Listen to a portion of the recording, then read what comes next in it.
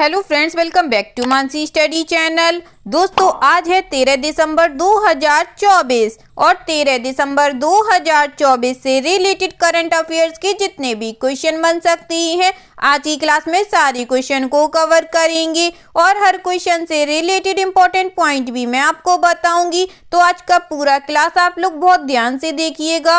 और दोस्तों, ये क्लास आपकी मॉर्निंग सुबह 7 AM पे डेली लाइव आती है। आप सभी लोग सुबह 7 बजे इस क्लास के लिए तैयार रहा करिए। इससे आपकी तैयारी करंट अफेयर्स में बेहतर होने वाली है और आगे आने वाले सभी एग्जाम में आप लोग करंट अफेयर्स में बहुत अच्छा सा रिस्पॉन्स दे पाएंगे। तो चलिए आगे बढ़ते हैं और आज का पहला क्वेश्चन देखते हैं। आज का पहला क्वेश्चन लिखा है फ्रेंड्स, थाईलैंड के पर्यटन प्राधिकरण के लिए विप्रो और SIAM.AI द्वारा विकसित AI संचालित डिजिटल सहायक का नाम क्या है? What is the name of the AI powered digital assistant developed by Wipro and SIAM.AI for Thailand Tourism Authority? First option है चैट टूर, सेकेंड ऑप्शन है सुखजाई, थर्ड ऑप्शन है ट्रेवल जेनी, फोर्थ ऑप्शन है AI explore.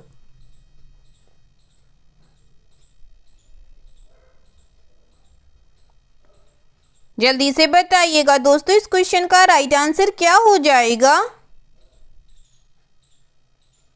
इस question का जो right answer हो जाएगा friends, वह है हमारा ऑप्शन नंबर बी, सुखजाई। ठीक है दोस्तों, चलिए इससे रिलेटेड इंपॉर्टेंट पॉइंटों को पढ़ते हैं।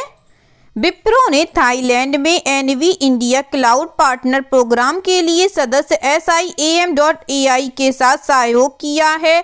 दोनों कंपनियां थाईलैंड के पर्यटन प्राधिकरण के लिए AI संचालित डिजिटल सहायक विकसित करने के लिए NVIDIA कंप्यूटिंग और सॉफ्टवेयर का लाभ उठाएंगी। यह सहयोग देश के भीतर बुनियादी ढांचे, डेटा और नेटवर्क का उपयोग करेगा। सुखजाई 24 घंटे सहायता और परिवहन दिशा निर्देशों और समय सारणी, गंतव्यों और आवास की उपलब्धता, रुचि के आधार पर अनुशंसित गतिविधियों और शीर्ष आकर्षणों पर भीड़ के प्रवाह की जानकारी भी प्रदान करेगा। यह व्यक्तिगत प्राथमिकताओं के आधार पर अनुकूलित सिफारिशें प्रदान करेगा और इसमें आपातकालीन सेवाओं और सुरक्षा अलर्ट के बारे में जानकारी शामिल होगी। ठीक है दोस्तों, चलिए आगे बढ़ती हूँ, नेक्स्ट क्वेश्चन देखते हैं।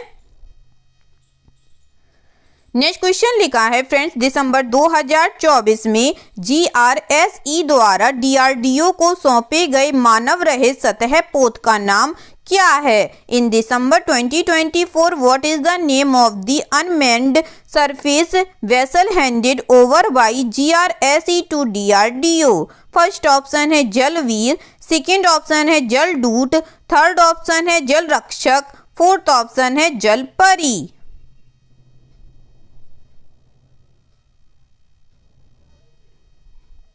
जल्दी से बताइएगा दोस्तों, दिसंबर 2024 में GRSE द्वारा DRDO को सौंपे गए मानव रहित सतह पोत का नाम क्या है?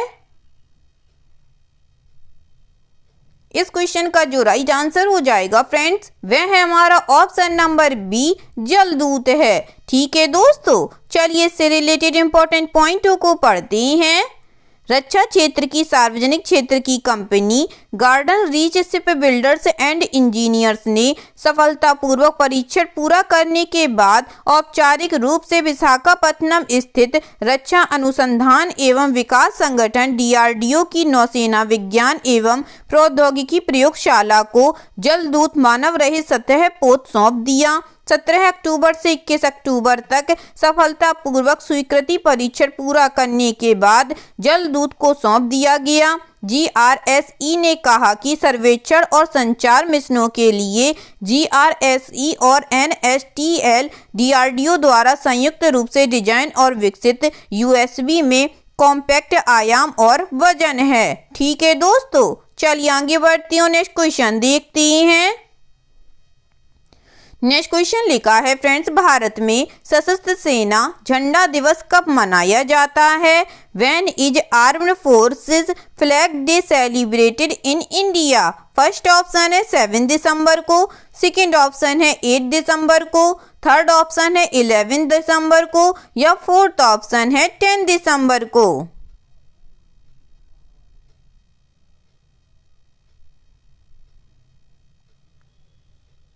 बताइएगा दोस्तों, भारत में सशस्त्र सेना झंडा दिवस कब मनाया जाता है?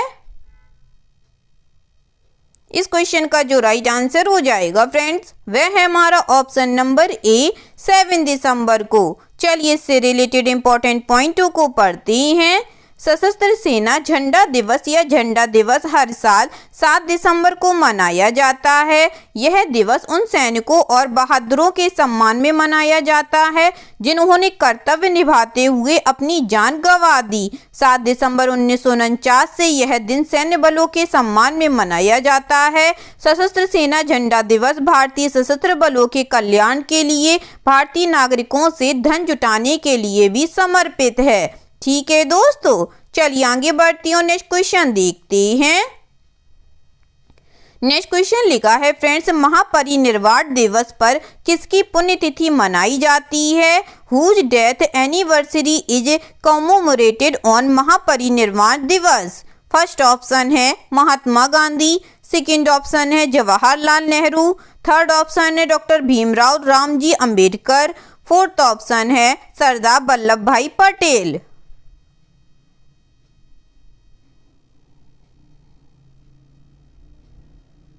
जल्दी से बताइएगा दोस्तों, महापरिनिर्वाण दिवस पर किसकी पुण्यतिथि मनाई जाती है?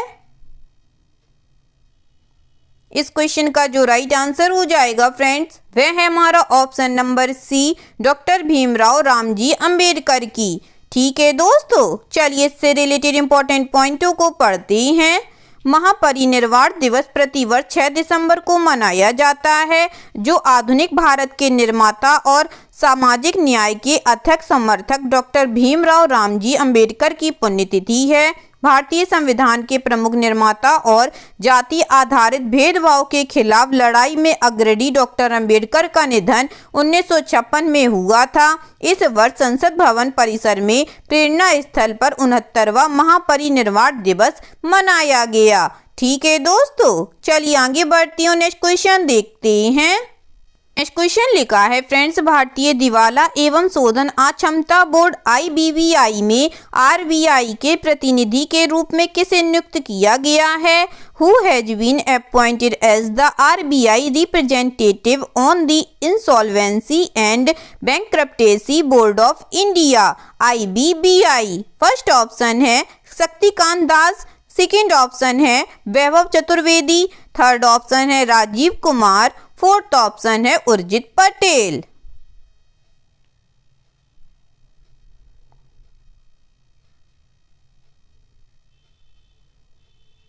जल्दी से बताइएगा दोस्तों, इस क्वेश्चन का राइट आंसर क्या हो जाएगा?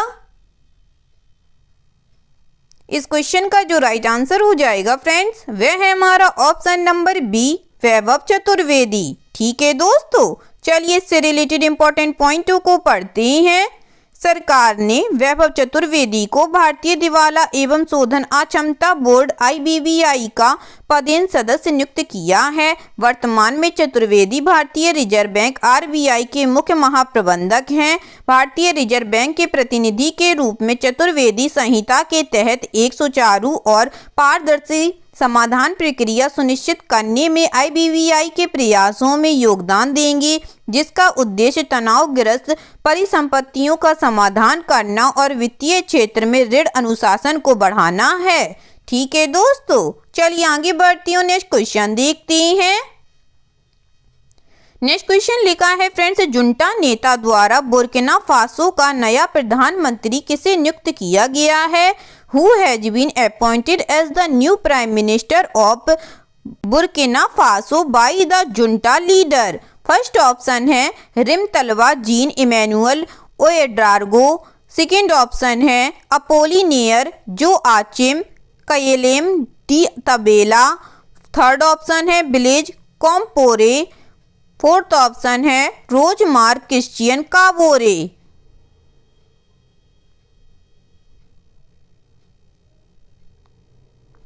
जल्दी से बताइएगा दोस्तों, जुंटा नेता द्वारा बुर्किना फासो का नया प्रधानमंत्री किसे नियुक्त किया गया है? इस क्वेश्चन का जो राइट आंसर हो जाएगा फ्रेंड्स, वह है हमारा option number A, Rimtalba Jean Emmanuel Ouedraogo. चलिए इससे रिलेटेड इंपॉर्टेंट पॉइंटों को पढ़ते हैं। बुर्किना फासो में जुंटा नेता कैप्टन इब्राहिम ट्रोरे ने सरकार को भंग करने के लिए एक दिन बाद रिमतालबा जीन इमैनुअल ओएडार्गो को देश का नया प्रधानमंत्री नियुक्त किया है। पत्रकार और पूर्व संचार मंत्री ओएडार्गो ओपेलिनेयर जो आचेम काइलेम दी तांबेला का स्थान लेंगे, जिन्होंने सितंबर 2022 में ट्रोरे के सत्ता में आने के बाद से 3 सैन्य नियुक्त सरकारों का नेतृत्व किया था। ट्रोरे के करीबी सहयोग ओएडार्गो ने राज्य टेलीविजन के प्रधान संपादक और निर्देशक के रूप में कार्य किया है और ट्रोरे के तख्तापलट के बाद सरकार के प्रवक्ता थे। ठीक है दोस्तों, चलिए आगे बढ़ती हूँ, नेक्स्ट क्वेश्चन देखते हैं। नेक्स्ट क्वेश्चन लिखा है फ्रेंड्स, दिसंबर 2024 में प्रधानमंत्री नरेंद्र मोदी ने महिलाओं में वित्तीय साक्षरता और बीमा जागरूकता को बढ़ावा देने के लिए पानीपत में बीमा सखी योजना शुरू की है। बीमा सखी योजना के लिए पात्र महिलाओं की आयु सीमा क्या है? In December 2024 prime minister Narendra Modi launched Bima Sakhi Yojana in Panipat to promote financial literacy and insurance awareness among women. What is the age range of women eligible for the बीमा सखी योजना? फर्स्ट ऑप्शन है 15 से 65 वर्ष, सेकेंड ऑप्शन है 18 से 60 वर्ष, थर्ड ऑप्शन है 18 से 70 वर्ष, फोर्थ ऑप्शन है 21 से 65 वर्ष।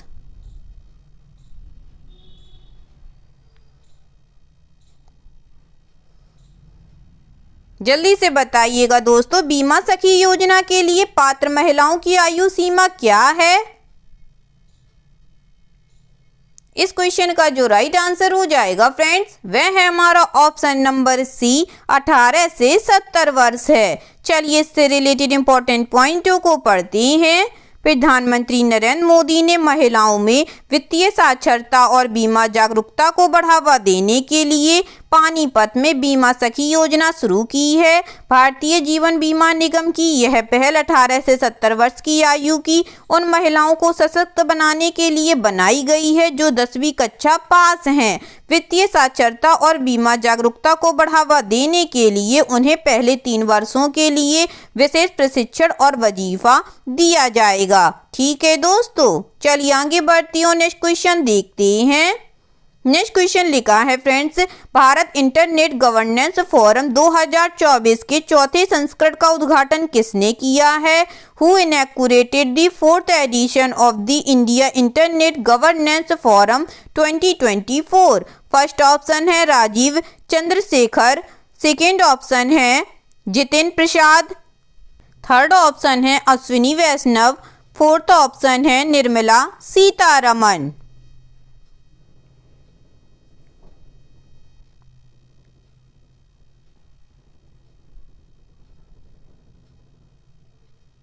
जल्दी से बताइएगा दोस्तों, भारत इंटरनेट गवर्नेंस फोरम 2024 के चौथे संस्करण का उद्घाटन किसने किया है?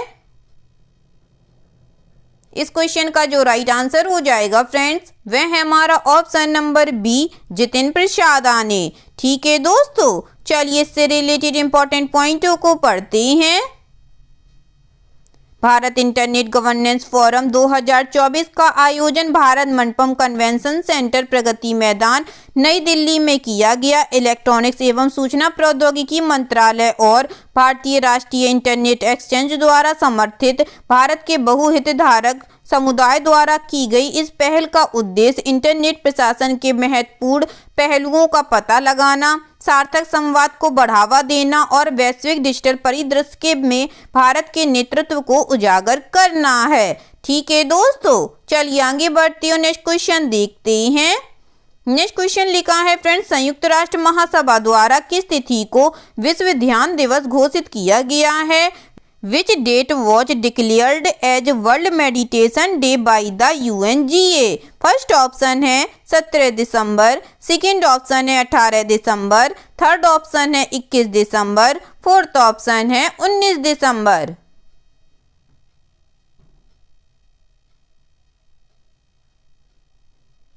बताइएगा दोस्तों, संयुक्त राष्ट्र महासभा द्वारा किस तिथि को विश्व ध्यान दिवस घोषित किया गया है? इस क्वेश्चन का जो राइट आंसर हो जाएगा फ्रेंड्स, वह है हमारा ऑप्शन नंबर सी, 21 दिसंबर को। चलिए इससे रिलेटेड इंपॉर्टेंट पॉइंटों को पढ़ते हैं।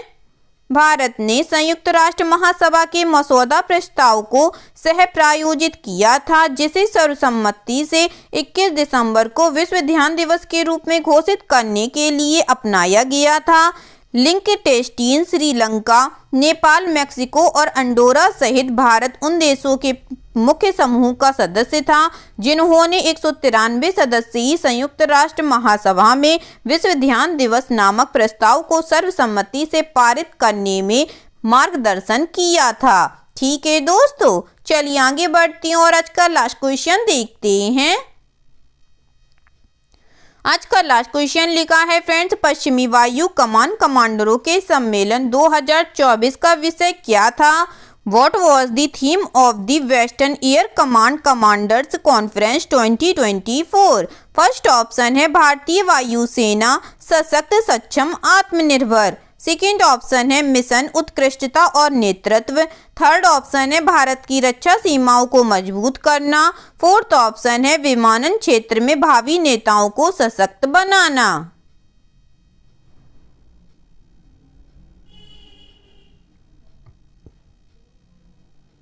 जल्दी से बताइएगा दोस्तों, पश्चिमी वायु कमान कमांडरों के सम्मेलन 2024 का विषय क्या था?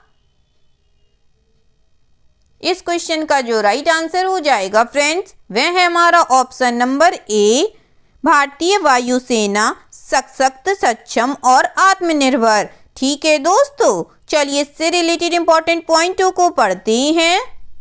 नई दिल्ली में आयोजित पश्चिमी वायु कमान के 2 दिवसीय कमांडरों के सम्मेलन में वायुसेना प्रमुख air chief marshal AP Singh मुख्य अतिथि के रूप में शामिल हुए, जिनका औपचारिक गार्ड ऑफ ऑनर के साथ स्वागत किया गया। वायुसेना प्रमुख ने बहुक्षेत्रीय युद्ध के लिए तत्परता सुनिश्चित करने के लिए केंद्रित प्रशिक्षण की आवश्यकता पर बल दिया, जो भारतीय वायुसेना सशक्त, सक्षम, आत्मनिर्भर विषय के अनुरूप है, और उन्होंने भारतीय वायुसेना को आगे बढ़ाने के लिए सामूहिक प्रयासों का आग्रह किया। ठीक है दोस्तों, आई होप आज के सभी क्वेश्चन आप लोगों को बहुत अच्छे लगे होंगे फ्रेंड्स, और सभी क्वेश्चन से रिलेटेड इंपॉर्टेंट पॉइंट के नोट्स भी आप लोगों को बहुत अच्छे से समझ में आए होंगे। एग्जाम के नज़रिए से दोस्तों क्लास बहुत हेल्पफुल रही होगी आप लोगों के लिए। अगर आप लोगों को क्लास अच्छी लगी हो और सारे फैक्टों को आप लोगों ने अच्छे से समझा हो तो प्लीज़ इस क्लास को लाइक कीजिएगा, शेयर कीजिएगा और आपके अपने चैनल मानसी स्टडी चैनल को सब्सक्राइब कीजिएगा और अपना कमेंट बॉक्स में करना मत भूलिएगा। ठीक है दोस्तों, थैंक यू सो मच दोस्तों।